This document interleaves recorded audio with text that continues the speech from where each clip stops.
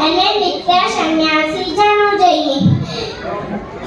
એ મહાભાવ અર્જુન, આવું મનુષ્ય સર્વત બંધોથી રહિત થઈ જે ભૌતિક બંધનને સહેજ